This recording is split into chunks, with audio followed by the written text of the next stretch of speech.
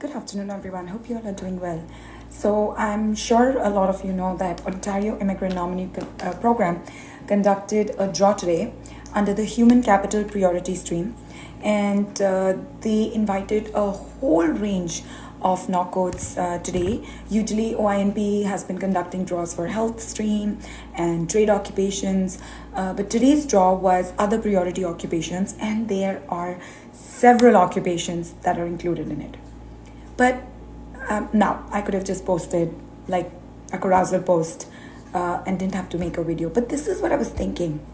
And I came here to share how I felt about it. The cutoff score was in the range of 505 to 528. So people who have at least 1 year experience in one of these occupations, and they selected their priority occupation as one of these knockouts, they received an invitation today. And their cutoff should have been in a range of 505, the CRS score of 505 to 528. This experience could have been gained inside Canada or outside Canada, it doesn't matter. But as long as there's 1 year experience and the priority occupation was listed as one of these occupations, and their cutoff was between 505 and 528, they would have received an invitation, like a notification of interest to apply in their express entry profile.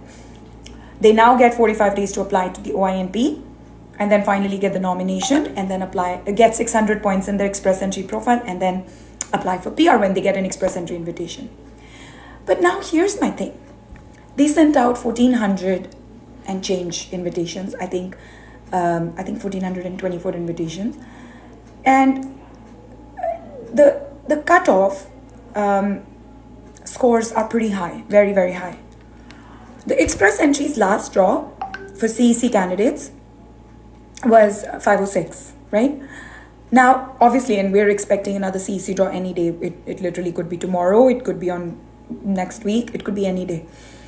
And a lot of people with these knockouts, unless they're in the FSW category, but that's very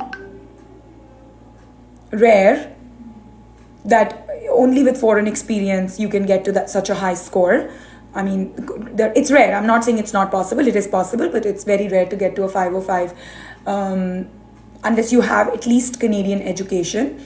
Then in that case, yes, it makes sense for those people, because if IRCC is only conducting CEC draws and there's a person who's eligible under the FSW category, and with a score of 505 to 528 will not get an invitation. So for them, that makes sense. But then for Canadian experience class candidates, which is the majority people in the pool at this moment with this kind of scores, this invitation doesn't really make any sense to them, because they will get it. First, they have 45 days to wait. If they get an invitation from express entry in this 45 days, it's a wasted invitation. I know OINP always aligns its draws with express entry, but I wonder why. Like, why would they waste their nominations? And because a lot of people, it's additional cost, it's $1,500. A lot of people will not apply.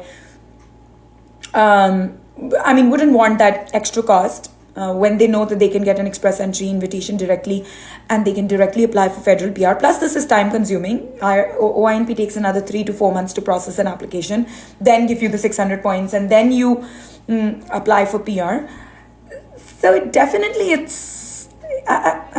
I don't understand what's the reasoning behind it.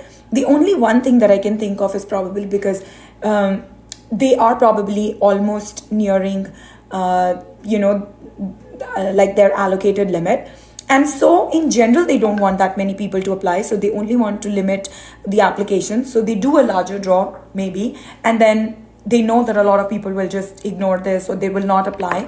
And then they'll only be left with a few candidates who'll apply. But again, apart from that reasoning, I can't really think of anything else. Why would they do such a high score draw, knowing that a lot of people will probably just drop out from this? If there's any other reasoning that you can think of, share with me. But I'm just thinking out loud right now. Why does OINP usually do that? I just feel in times like today, when there's such a need for all the provinces to work in a way that they're giving opportunities to as many people as possible. I mean, obviously, I'm not saying that they're obligated to do so, But if there's somebody and you know that it's a priority occupation, why not invite people who will not get invitations through express entry and let people with higher scores wait for the express entry draws? But again, that's just my opinion. Tell me, what do you think about it?